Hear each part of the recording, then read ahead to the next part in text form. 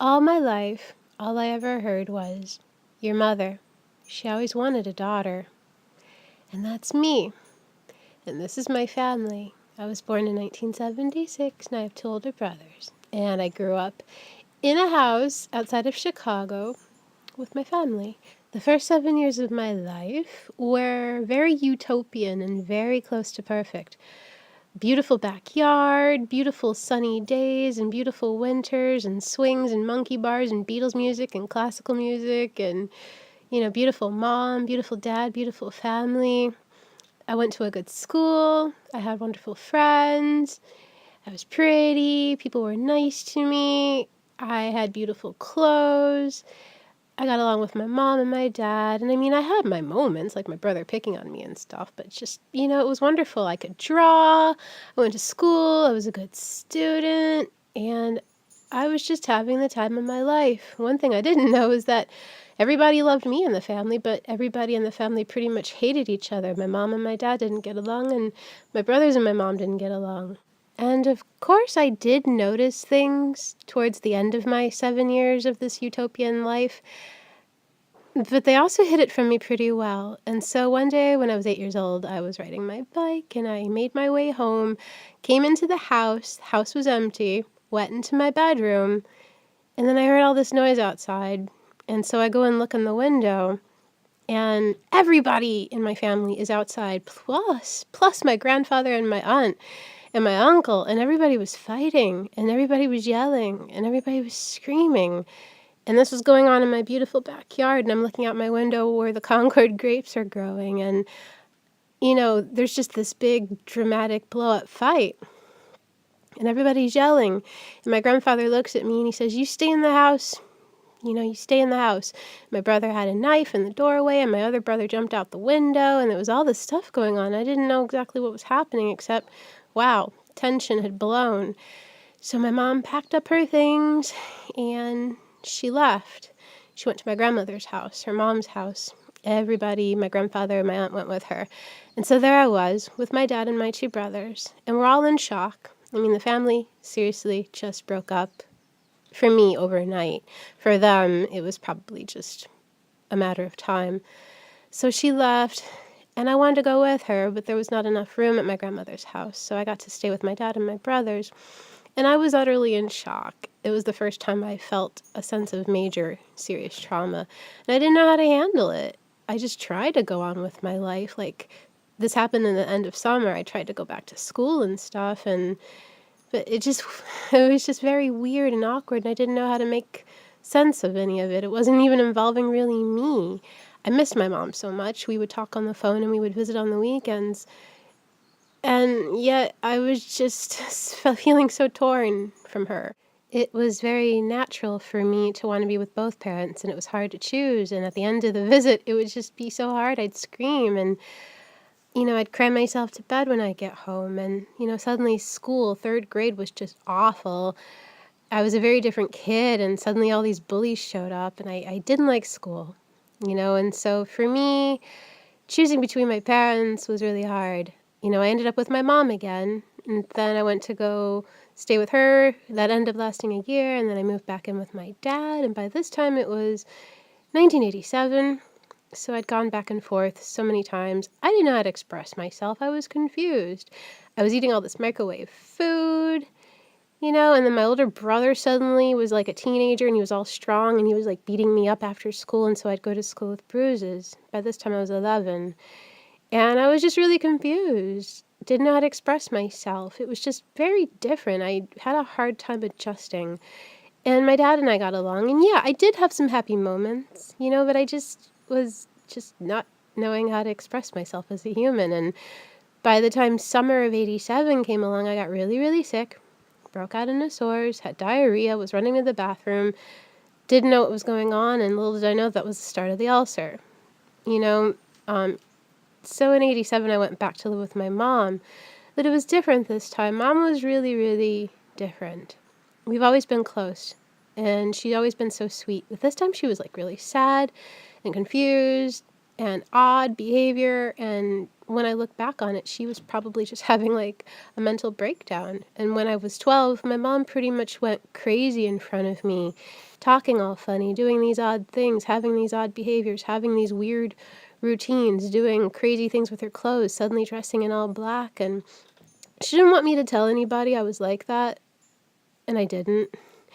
But it really had a messed up effect on me, and just made my mental health not well. And at the same time, they put me in Catholic school.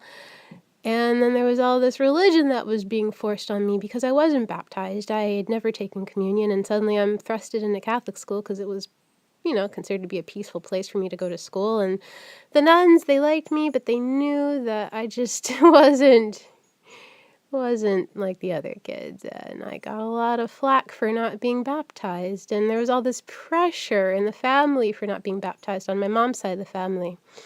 And then, after my mom started showing like her crazy side, she just couldn't handle hearing me at all, so she always said children should be seen and not heard. We had a break from this madness for about 8 months. My mom got a job in Connecticut, and we got on a Greyhound bus and went to Connecticut. It was the first time I saw mountains. It was the first time I saw the ocean, which made me think ahead for my life that I'm going to eventually leave Chicago and go someplace in nature. And shoots, Connecticut was so beautiful, so peaceful. My mom was acting a lot kinder in certain ways, and it was only 8 months, but it changed my life. My grandfather had died, and my grandmother was alone, and so we went back to Chicago to go stay with her, and I was really sad to leave Connecticut. It was one of the most peaceful times of my life, which had a really good influence on me to make a choice to go to Hawaii later on. So we drove through, the Appalachian Mountains, through the Poconos. We drove from Connecticut to Chicago. Beautiful drive, if you've ever done it. And suddenly, this is the chapter of my life where I'm living at my grandmother's house. And, I had aunts and cousins on my mom's side of the family, and they were very Christian, very Catholic. They thought I was crazy. They thought my mom was crazy. They thought I was a heathen. I didn't say things like, yes, ma'am, and I'd never taken communion, and I'd never been baptized. So suddenly, getting a lot of issues on my mom's side of the family for not being like them. I lived in the basement, and a lot of them pretty much would, hang out upstairs. I never really fit in, even when I tried to hang out upstairs. And, that's where my bedroom was, the basement. So I would always hear them talking shit about me, like the devil, they should hit me, I should go to church, and all the things I did wrong that I'd never done that they'd made up in their own mind. And, the relatives loved me, but they hated me. They treated me like shit, even though they said they loved me. And grandmother just hated me. So I'm 14, and this is family. And I thought to myself, if this is family, I'd rather be alone. And I started really isolating myself a lot in the basement, and I became very depressed. One thing that helped me was music. And, it just got me through the madness. I listened to classic rock and a lot of rock and roll. Finally, it got to the point where it was just too much, and my dad got me out of there. My mom got a house, and we moved in. And high school got better, but I was just a very withdrawn person from having gone through so much trauma, and I was also a teenager with an ulcer. So I was just very much like an alien, and I kept to myself, and I made a lot of art, and I focused on music, and that made it better. I was out of my grandmother's house, and I was with my mom, but suddenly my mom and me were alone, and she was still going crazy. And she had her share of trauma, but she had never resolved it, so she projected a lot of that in my direction. I understand that, but, I was a teenager. I could have used a lot of encouragement instead of all that, darkness and criticism, and it had a huge effect on me. So, okay, age 11, 12, 13, 14 pass. Finally, I go to see a doctor about all this blood I'm shitting out. My mom thought I was going to get my moon cycles, so this doctor was really mean. And so he said, you're going to have to get colonoscopy, but, we're not going to give you anesthesia. So I'm on the table and, I have a colonoscopy and a biopsy without anesthesia. And the picture on the right is me gripping onto the table. And he's like, stop shaking, I'm not done yet. And it's like, shit, I'm only 14. Have some freaking, kindness towards, a kid who's got a fucking disease. And yeah, when I was 18, I tried to kill myself and take some pills. My mom was going crazy. You can only take so much of this. And by 19, something had changed. I was starting to just be an individual and remember something good about myself. And I was doing that through art, and suddenly all these new people popped up in my life, and I went vegetarian. I had vegan friends, and this was the time in my life where I wondered, what is important to me? And I was always told it was like school and money and getting married, and I was really confused. I tried to go to college, I tried to get jobs, I tried to have partners, and then I realized that, I was not feeling good because I needed to heal. So I'm on the phone with my friend from childhood who's living in Hawaii, and she's having culture shock and wants to leave. She says, Hawaii'd be good for you, though. So it took some time, and I got on a plane to Hawaii so I could heal myself and heal from this ulcer. And I was overwhelmed by the beauty of this place and got my first job over there, second job over there, got my first apartment, raw food chef, working in the salad bar. And while I was working there one day, I met the man that I didn't know would be the love of my life. I met Vaughn. And, we had some encounters. I said hi to him, and we started hanging out, started spending time together, and we grew in love. And we were together for a short time because, I was still sick.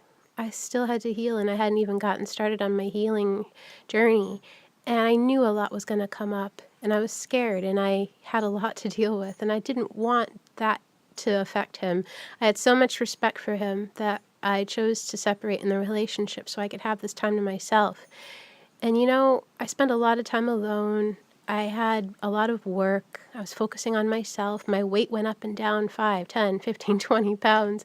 I would get depressed. I had everything of every kind of feeling going on, but I needed that time for myself. Lots of time. And then, I started getting better with the raw foods, and things were turning around. I just needed a lot of time to heal from the unresolved issues that I had had.